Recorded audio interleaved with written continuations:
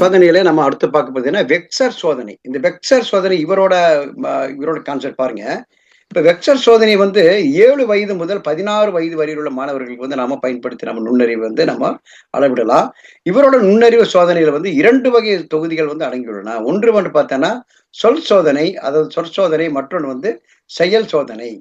இது பாருங்க. இப்ப வந்து சொல் சோதனைங்கிறது என்னன்னு பாருங்க. இப்போ சொல்வழி சோதனைகள் கிடைக்கும் மதிப்பெண் மற்றும் அது வந்து செயற் சோதனை கிடைக்கும் மதிப்பெண் 2யும் கூட்டி கிடைக்கின்ற அந்த மதிப்பெண் வந்து ஒரு நுண்ணறிவா கருதப்படுது. இது வந்து 2 நம்ம சோதனை பண்ணுவாங்க. ஒண்ணு வந்து சொல்வழி சோதனை, 2வது வந்து செயல்வழி சோதனை. 2மே 2 சோதனைகள் முழுவதும் கிடைக்கின்ற அந்த மதிப்பெண்கள் வச்சு தான் ஒருத்தரோட நுண்ணறிவு வந்து நம்ம இங்க கணக்கிடுறாங்க. அதே போல வந்து ஒரு தனியார் இது வந்து என்னன்னா, ஒரு தனியார் ஒரு இண்டிவிஜுவல் டெஸ்ட் தான். இல்லையா? இப்படி இருக்கும்போது, ஒவ்வொரு மாணவராக இந்த சோதனையை வந்து செய்வாங்க.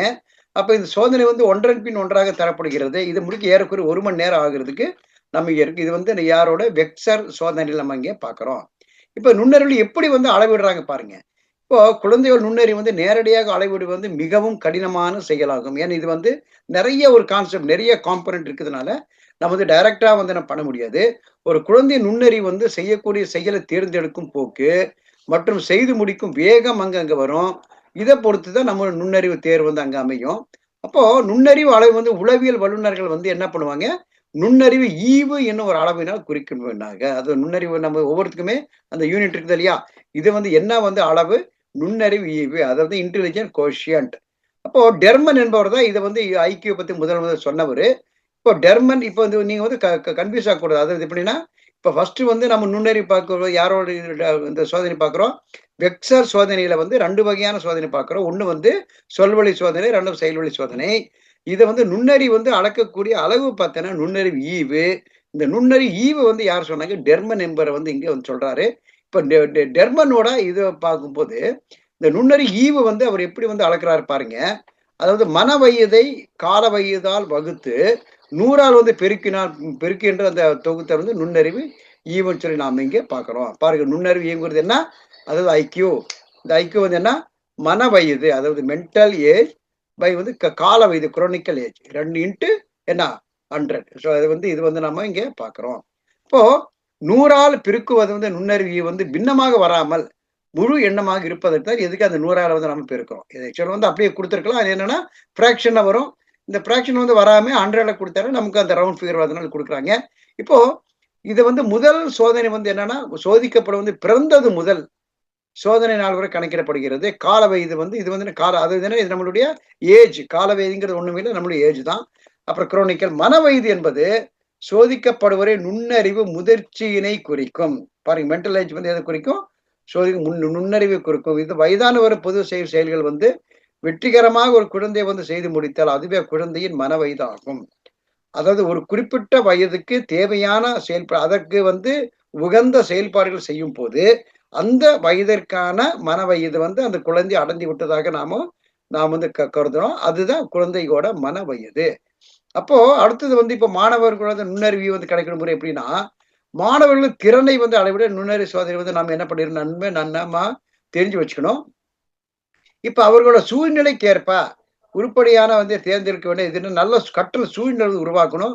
இப்ப மாணவர்கள் உண்மை வயதிற்கு 2 ஆண்டுகள் குறைந்த வயதுக்குரிய சோதனை உருப்படிலிருந்து சோதனை தொடங்குதல் வேண்டும். இப்ப ஃபார் எக்ஸாம்பிள் வந்து இப்போ ஒரு குழந்தை வந்து 12 இயர்ஸ் அப்படின்னா நம்ம எங்கிருந்து அந்த டெஸ்ட் ஆரம்பிக்கணும்னா குறைஞ்சது வந்து மினிமம் 2 இயர்ஸ் அந்த அந்த லெஸ்ஸர் தென். இப்ப 12 வயது குழந்தைகளுக்கு 10 வயதிற்கான அந்த குரோனிக்கல் ஏஜுக்கான நம்ம சோதனை வந்து நாம தொடங்கணும். அப்புறம் படிப்படியாக ஒவ்வொரு உயர் வயது 10 இருந்து அப்ப அடுத்தது வந்து அதுல அந்த சோதனையோட ரிப்போர்ட் பார்க்கிறோம்.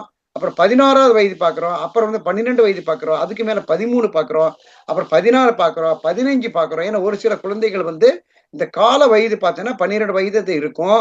ஆனா கால வயதோட வளர்ச்சி வந்து குரோனிக்கல் ஏஜ் வந்து நம்ம குறிக்கும்போது அவங்க வந்து 14, 15 வயது மாணவர்கள் செய்யக்கூடிய அந்த செயலை வந்து செய்யக்கூடிய ஆற்றல் வந்து அவங்களுக்கு இருக்கும். அதையும் நம்ம இங்க பார்க்கலாம். இப்ப படிப்படியாக ஒவ்வொரு உயர் வயதுக்குள்ள சோதனைகளையும் நம்ம என்ன தரணும்? எந்த ஒரு வயதிற்கான எல்லா சோதனை உருப்படிகளையும் குழந்தை சரியாக செய்கிறதோ அதுவே அதன் அடிப்படை மன வயதாகும். பேசிக் குரோனிக்கல் ஏஜ் அதுதான். இப்ப சோதனைக்கு உட்படுவோர் மேற்கொண்டு பதில் அளிக்காத கட்டத்தில் சோதனை நம்ம என்ன பண்ணிடுறோம்? நாம ஸ்டாப் பண்ணிடணும். அதுக்கு மேல அவங்களால ஆன்சர் பண்ண முடியல அப்படிங்கன்னா நம்ம ஆன்சர் பண்ணி இப்ப எடுத்துக்காட்டா பார்த்தோன்னா 8 வருடங்கள் 4 மாத குழந்தையோட நுண்ணறிவு நம்ம பார்க்கிறோம். எவ்வளோ? 8 இயர்ஸ் 4 மந்த்ஸ். இப்போ நம்ம என்ன செய்யணும்? நம்மளுடைய ஆல்ரெடி கொடுத்த பாரு 7 வயதில இருந்து நம்ம என்ன செய்யணும்? அதாவது 6 வயசுல இருந்து நம்ம சோதனை வந்து நம்ம உருப்படி நம்ம கொடுக்கணும். அப்போ இதன் அடிப்படை மனிதன் இருப்பது பிறகு 7 வயதுக்குரிய சோதனை என்ன பண்ணாமோ கொடுக்கணும். அதில் 6 கேள்விகளும் 5 கேள்வி மட்டும் விடையளித்தால் ஒவ்வொரு சோதனை உருப்படிக்கு என்ன 2 மாதங்கள் அளவில் கணக்கிட்டு 7 வயதிற்கு சோதனை மன வயது 10 மாதங்கள் என்று குறிப்பிடுதல் வேண்டும். ஒவ்வொரு வயசுக்கான அந்த சோதனை அதை வந்து நாம அந்த கேள்வியை கொடுத்துட்டு அதற்கு தகுந்தமான மாதங்களை நாம் வந்து கொடுத்துட்டு வரணும். அப்புறம் தொடர்ந்து வர என்ன பண்ணணும்? அடுத்த ஒரு வயதுக்கான சோதனை நிகழ்த்த வேண்டும். அப்ப 7ஓட வந்து நம்ம நிறுத்தக்கூடாது. இப்ப 7 வயது குழந்தைகளுக்கு 7 வயதிற்கான அந்த 7 வயதிற்கான அந்த வயதுக்கு அந்த சோதனை செய்யும்போது சரியான பதில் அளிச்சிட்டோம்னா நம்ம மறுபடியும் 8வது வயதை நோக்கி நம்ம போகணும். இதே போல வந்து என்னன்னா நம்ம வயதுக்கான சோதனைகள் வந்து நம்ம அடுத்தடுத்து வரும் வயதுக்கான சோதனைகள் நம்ம செஞ்சுட்டே வரணும். அப்புறம் இந்த 13 வயதுக்கான சோதனைகள் வந்து எதனையும் சரியாக செய்யவில்லை என்றால் சோதனையை அதனுடன் நம்ம என்ன பண்ணிக்கலாம்? ஸ்டாப் பண்ணிக்கலாம். எனவே 6 வயது முதல் 12 வயது வரை சோதனைகளில் மாணவரின் மன வயது பற்றிய விவரங்கள் கீழே கொடுக்கப்பட்டிருக்குது. அதையும் நம்ம இங்க பார்த்து என்ன பண்ணோம்? மொத்த மன வயது 110 மாதங்கள் எங்கள் கணக்குல வச்சிருக்கிறாங்க பாருங்க. இப்ப வயது நிலை இங்கிருந்து ஆரம்பிக்குது ஒரு மாணவனுக்கு 6, 7, 8, 13 வயது வரை சோதனையில வந்து வெற்றி பெற்ற அந்த பாயிண்ட்கள் பாருங்க. அப்புறம் வெற்றி பெற்றால் ஒவ்வொரு மாதமும் எவ்வளவு கூடுதல் 2 மாதங்கள் கணக்கில் நம்ம கொடுக்கின்றா. அப்புறம் அடிப்படை வயது 6 மொத்த மாதங்கள் நாம கணக்கு பாருங்க. இப்போ இது பாருங்க வயது நிலை 6. இதுல 6ல என்ன பண்ணுவாங்க? ஆக்சுவலா அந்த அந்த அந்த குழந்தையோட ஆக்சுவல் ஏஜ் 6 தான். இதுல என்ன பண்ணுவாரு? அனைத்திலும் வெற்றி பெற்றாச்சு. அப்ப இவர் அடிப்படை வயதுனா 6ல நிக்கிறாரு. சரியா? அடுத்தது நாம வயதுல 7க்கான நாம உருப்படியை கொடுக்கிறோம், சோதனை கொடுக்கிறோம். இதுல 6 ஈவெண்ட் கொடுக்குறோம். அதாவது ஒரு 6 நம்ம டெஸ்ட் கொடுக்குறோம். 5ல பாஸ் பண்ணிட்டாங்க. அப்ப அவரோட வயது வந்து என்ன பண்ணும்? 2 மாசத்தை நம்ம ஆட் பண்ணணும். அப்ப இவருடைய மொத்த மாதம் கூடுதல் என்னவது 10 மாதங்கள் வந்துடுது இல்லையா? இப்ப 5 சோதனை பண்ணிருக்காரு இல்லையா? 5 பண்ணிருக்கானா இன்டூ 2 இது எப்படி 10 எப்படி வந்துன்னா 5 × 2 10 அவ்வளவுதான். அப்புறம் 8வது வயசுக்கான சோதனை கொடுக்குறோம். அதுலயும் 6 இருக்குது. அதுலயும் 5 வந்து சரியா பண்ணிடுறாரு. அப்போ 5 × 2 10 மாசம் அவருக்கு பிளஸ் ஆயிரும். அப்புறம் 9ஆம் வயதிற்குரிய சோதனை 6ல வந்து 4 கொடுக்குறாரு. 4ல வந்து × 2 8 மாதங்கள் வந்து பிளஸ் ஆயிரும்.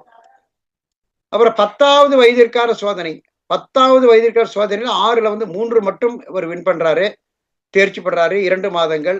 இப்போ 6 × 3 6 மாதங்கள் வந்து பிளஸ் ஆகும். 11 வயதிற்கான சோதனையில் 6 ஏன்னா கொஞ்சம் வலது வந்து வருது இல்லையா? 11 வயதுல வந்து ஒரு சோதனை மட்டும்தான் வெற்றி பெறாரு. அதுக்கு 2 மாசம். எத்தனை மாசம் வருது? அதுவும் 2 மாதம் ஏடாயிருது. 12 வயதத்திலையும் 1 மட்டும் தேர்ச்சி படுறாரு. 2 12. அப்ப பாருங்க. இப்போ 6ல இருந்து 6ல வந்து ஃபுல்லா அவருக்கு மார்க்கு சோதனை வெற்றி பெறாரு. 7வது வயதுக்கான சோதனையில 5 பண்றாரு. அதுல வந்து 10 மாதங்கள் வந்துடுது. 8ல 10 மாதங்கள். அப்புறம் 8 6 மொத்தமா எவ்வளவு மாசம் ஆச்சுங்க? 38 மாதங்கள். அப்ப 6 வருடம் 38 மாதங்கள். எது? ஒரு 6 வயசு பையனுக்கு நாம சோதனை பண்ணும்போது 6 வயதிலையும் வெற்றி பெற்றாரு. அப்புறம் 38 மாதங்கள். அந்த 38 மாதங்களை வந்து நாம என்ன பண்ண வருடங்களை கணக்கான என்ன வருது பாருங்க. அப்புறம் மன வயது சிகட்னா அடிப்படை வயது பிளஸ் கூடுதல் மாதங்கள் இல்லையா? அப்ப கூடுதல் மாதங்கள் எவ்வளவு வந்துருச்சு? மொத்தம் 72 மாதங்கள் வந்து இல்லையா? அது 6 வயதுன்னு என்ன? 6 வயது ஏற்கனவே இருக்குது. அப்ப இந்த ஒரு வயதுக்கான 12 மாதங்கள் 6 × 12 72 மாதங்கள். இப்ப நீங்க கணக்கு போடும்போது 72 மாதங்கள் 38 மாதங்கள் ஆச்சு. அப்போ இது வந்து 38 வந்து கெயின், அவருக்கு போனஸ்ன்னு வச்சுக்கலாம். கெயின் வந்து பண்ணது இது ஆல்ரெடி இருக்கிறது. மொத்தம் எவ்வளவு? 110 மாதங்கள். எதுல? Chronicle age. சிஏ வந்து அவருக்கு என்ன ஆச்சு? ஒரு 6 வயசு பையனுக்கு குரோனிக்கல் ஏஜ் வந்து மாசங்கள் வந்து 110. சரியா? அப்புறம் வந்து குரோனிக்கல் ஏஜ் வந்து மென்டல் ஏஜ். இப்போ மென்டல் ஏஜ் வந்து உளவியல் கூட்டுப்படி நுண்ணறிவு வளர்ச்சி வந்து 16 வயது வரை நீடிக்கும். எனவே நுண்ணறிவு கணக்கு 16 வயதிற்கு குறைவாக என்ன பண்ணும் வந்து இப்ப நீ வந்து இப்ப 20 வயது 22 வயதுகள் நம்ம நுண்ணறி ஐக்கியம் இல்லாம பண்ணிட்டு இருக்க முடியாது. அது வந்து இதுக்கு ஸ்பெஷல் கேட்டகரியில சைக்காலஜிஸ்ட்ல அவங்க வல்லுநர் பருவாங்க, அவங்க செய்வாங்க. ஆனா குழந்தைகள் விஷயம் இதுல வந்து நாம மாணவர்கள் வந்து 16 வயதுக்கு கீழே தான் நாம வந்து செய்யறோம். அப்போ நுண்ணறிவு செயல்கள் என்ன? குழந்தைகள் வந்து பள்ளி படிப்பில் முன்னணியில் இருப்பா. இதுல வந்து இந்த நுண்ணறிவு இருப்பது இன்ட்டு 100. இதுல நீங்க பார்க்கும்போது என்ன நமக்கு நிச்சயமா அங்கே கிடைச்சிரும். அப்போ இதோட செயல்கள் பாருங்க. ஒரு பொருள் வந்து ஒரு பொருளை காட்டி அது எவ்வாறு எல்லாம் உருவகப்படுத்தி பயன்படுத்த இயலும் என குழு விளையாட்டு மூலம் கண்டறிதல். அப்ப இது வந்து எதுக்கல்லன்னா, இது வந்து செயல்திறனுக்காக. இது செயல்திறனுக்காக ஆக்டிவிட்டீஸ் வந்து அப்புறம் ஒரு எழுத்து வந்து பல படங்கள். ஒரு ஆசிரியர் என்ன பண்ணா, கரும்பலகையில் வந்து ஓரிலக்க எண்ணை எழுதி, அதை மையமாக கொண்டு படங்களை வரைய வேண்டும் என கூறவும். இல்லையா? ஒவ்வொரு பயிற்சியும் என்ன பண்ணா, மாணவருக்கு வந்து என்னாகும், அந்த வரைபடத்தை வரைந்த பின், அவரின் படங்கள் வந்து எவ்வாறு உள்ளன, அந்த படத்திற்கு அவர்களின் ஆக்க சிந்தனை எவ்வாறு வேறும் என்று விவாதிக்கவும். இது வந்து எதுக்கு? நம்மளுடைய செயல்கள் வந்து குழு செயல்கள் நம்ம இங்க பார்க்கலாம். சரி, ஓகே. இப்போ வந்து நெக்ஸ்ட் வீடியோல நம்ம ஆக்கத்திறன் பத்தி நம்ம இங்க பார்க்கலாம். இதுவரைக்கும் நம்ம சேனல்ல நீங்க சப்ஸ்கிரைப் பண்ணலன்னா, you kindly two subscribe and also kindly share to your friends. நிச்சயமா இது யாரோ ஒருவருக்கு வந்து நிச்சயமா உதவும். இந்த தேர்வுல வந்து வரும் ஏப்ரல் மாதத்துல மிக விரைவில் நடக்கிறது. அடுத்த வீடியோவுல இந்த வீக்லயே பார்த்துக்கலாம். ஆக்கத்திறன் பத்தி நாம இங்க செயல்பட பார்க்கலாம். அது வரைக்கும் பை.